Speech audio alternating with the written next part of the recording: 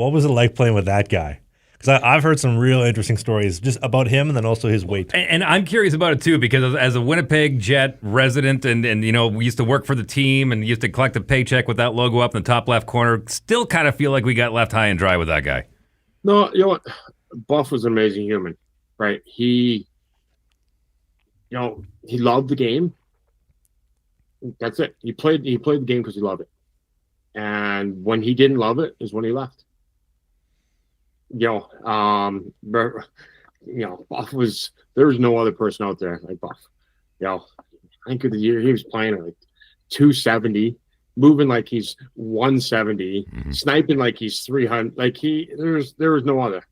Such an awesome guy, such an amazing human. And obviously you guys in Winnipeg got a good taste of Buff, and got to respect him for playing the game for when he loved, and when he was done, he was done.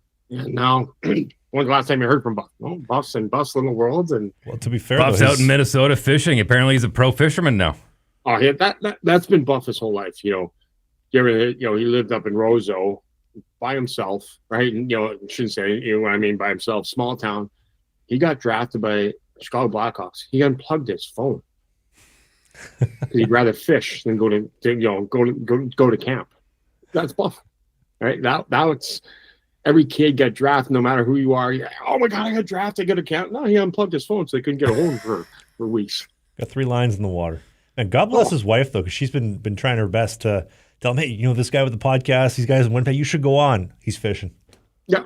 Nope, you'll never get him. And his wife's an awesome lady. Obviously I got traded with Buff from Chicago to Atlanta too. So yeah, which means you're kind of part of the Winnipeg Jet history now, man. That's pretty cool. I was the last team before we end up in Winnipeg, right? Yeah. Well, I got wife's an awesome lady. Great family. And Buff's always lived in Buff's world and did it Buff's way, and gotta love him for that. But special human, and love that guy. And he was a key component. No, I didn't want to go. I practiced. I didn't want to go in the corner with him. Was there ever a story that comes to mind? Because as a fan, it's like seared in my mind that video of him grabbing 2 guys out of the Vegas pile and dragging them around like they're kids.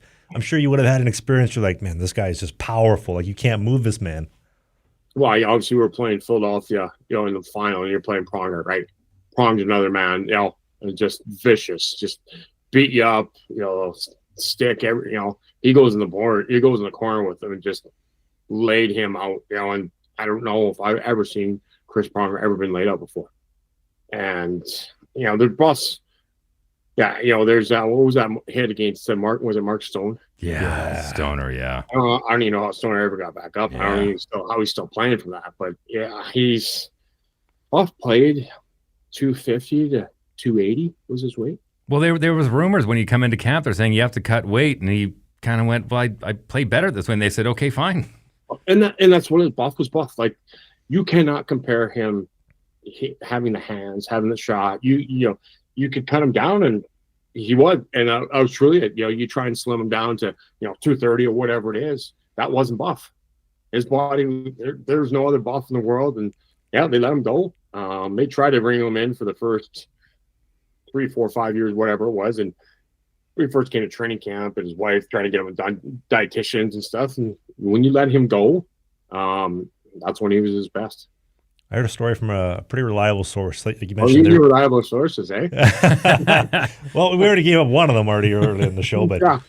I heard that, like you mentioned, they were trying to tighten the ratchet on him for the first couple of years, and the breaking point was, in year-end meetings, one of the management says, "Listen, we're going to get you on a diet. We need you to be underweight. We need you 250 or less. We're going to have everybody working with you." And he just kind of turned his phone off and then came into camp.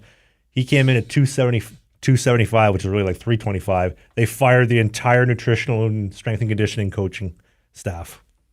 Well, that's, after our lockout, was it 0405 when Big Walt Kachuk showed up at 310? We do a hockey podcast called Sling the Biscuit every single Sunday. The clips, the bite-sized chunks are right here. Only the hits, the full-length show, which you don't want to miss, is right here. That's Dave. I'm Travis.